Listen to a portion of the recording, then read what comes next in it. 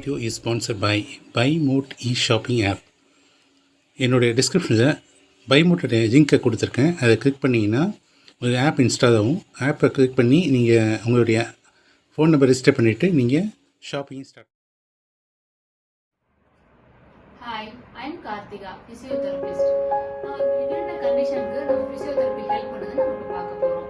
அதாவது இல்லாமல் பெரியவங்களுக்கு எந்தெந்த மாதிரினா பெயின் மேனேஜ்மெண்ட் வந்து ஃபிசியோதெரபி யூஸ் ஆகுதுன்னா ஃபர்ஸ்ட் வந்து ஸ்ட்ரோக்.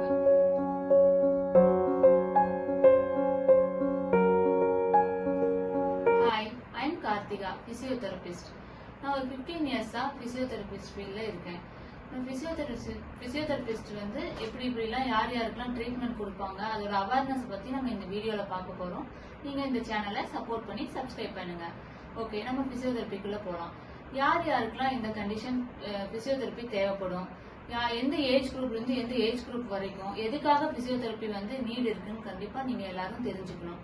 அதாவது ஃபிசியோதெரபி வந்து பிறந்த குழந்தையிலிருந்து எல்டர் பேஷண்ட் வரைக்குமே கண்டிப்பாக இது ஃபிசியோதெரபி தேவைப்படுது. ஃபார் எக்ஸாம்பிள், இப்போ பிறந்த குழந்தையில இருந்து படுத்த படுக்கையா ஆகாம இருக்கிற பேஷண்ட்டை வந்து நம்ம ப்ரிவென்ட் பண்றதுக்காக தான் இந்த பிசியோதெரபி மெயினா எடுத்துக்கிறோம். டிசீஸ் கண்டிஷன் இருந்தாலும் அதுக்கப்புறம் ட்ரீட்மெண்ட், போஸ்ட் ஆப்ரேட்டிவ், அதுக்கப்புறம் ட்ரீட்மெண்ட்டும் இருக்குது. பெயின் மேனேஜ்மெண்ட், ஸ்போர்ட்ஸ் இன்ஜுரி, அது மாதிரி நிறைய டிஃப்ரெண்ட் டைப்ஸ் ஆஃப் பிசியோதெரபி இருக்கு. நம்ம ஒவ்வொன்றா டீட்டெயிலா வர எபிசோட்ல பார்க்கலாம்.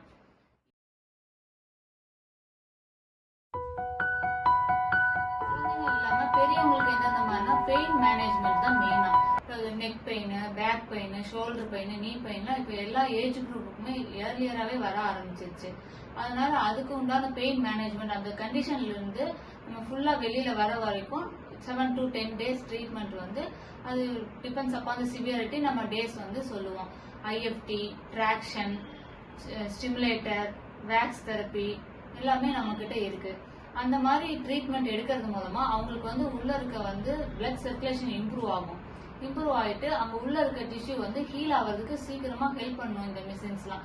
ஸோ அதோடய நம்ம ரெஸ்ட்டும் எடுத்துட்டு ப்ராப்பரா எக்ஸசைஸ் பண்ணோம்னா கண்டிப்பா அந்த டிசீஸ்ல இருந்து நம்ம கம்ப்ளீட்டா வெளியில வந்துடலாம்.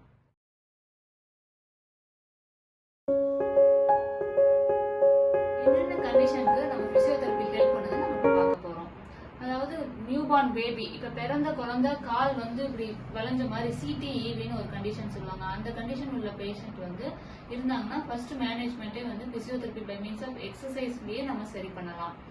ஸ்பிளிண்ட் போடலாம். அந்த மாதிரி வந்து பிறந்த குழந்தை, இப்ப 4 மாச குழந்தை வந்து கழுத்து நிக்கல, அதெல்லாம் டெவலப்மெண்டல் மைல்ஸ்டோன் வந்து அந்தந்த ஏஜ் குரூப்ல நடக்கணும். அது வந்து நடக்காம டிலே ஆச்சுன்னா கண்டிப்பா பிசியோதெரபி மூலமா நம்ம வந்து அந்த குழந்தைய வந்து அந்தந்த ஏஜ் குரூப்லயே நம்ம டெவலப் பண்ணி அதை இண்டிபெண்டா அந்த குழந்தை வந்து இருக்கிற மாதிரி நம்ம கொண்டு வந்துடலாம். எக்ஸசைஸ் கண்டிஷன்ஸ்க்கு வந்து பிசியோதெரபி யூஸ் ஆகுதுன்னா ஃபர்ஸ்ட் வந்து ஸ்ட்ரோக்ல வந்து பக்கவாதம் சொல்லுவாங்க. அந்த பக்கவாதம் வந்து பேஷண்ட் வந்து படுத்த படுக்கையா பெட் ரீடனா இருக்கும்போது அவங்க வந்து பொசிஷனிங்ல இருந்து அவங்க எந்திரிச்சு அவங்களோட வேலையை தானா அவங்க டாய்லெட் போற வரைக்கும் ட்ரெயின் பண்ணி நடக்க வச்சு இண்டிபெண்டா கொண்டு வரதான் பிசியோதெரபியோட ஃபர்ஸ்ட் எய்மே. அதுதான் கண்டிப்பா ஒரு 1 monthல இருந்து 3 monthsக்குள்ள கம்ப்ளீட்டா ரெக்கவர் ஆகிறதுக்கு நிறைய பாசிபிலிட்டிஸ் இருக்கு. அவங்க கண்டிப்பா கோஆபரேட் பண்ணாங்கன்னா சூப்பரா அவங்கள வந்து இண்டிபெண்டா கொண்டு வந்துடலாம்.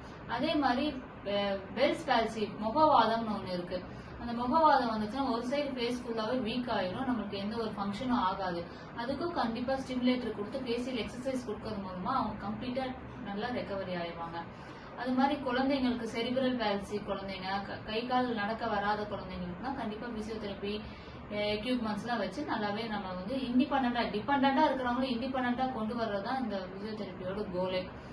தென் பாத்தீங்கன்னா சர்ஜரி பண்ணிருக்காங்க. சர்ஜரி பண்ணினதுக்கு அப்புறம் அவங்க வந்து ஃபுல்லா ரெக்கவர் ஆகிறதுக்கு பிசியோதெரபி நல்லா ஹெல்ப் பண்ணும். போஸ்ட் ஆப்ரேட்டிவ் ட்ரீட்மெண்ட் சொல்லுவாங்க. இப்போ ஃபார் எக்ஸாம்பிள் நம்ம வந்து முழங்கால் வந்து மூட்டு மாற்று அறுவை சிகிச்சை, டோட்டல் நீ ரீப்ளேஸ்மெண்ட் பண்ணவங்களுக்குலாம் கண்டிப்பா பிசியோதெரபி எக்ஸசைஸ் மூலமா தான் அந்த காலோட மடக்கி நீட்டுறதெல்லாம் நம்ம கண்டிப்பா கொண்டு வர முடியும்.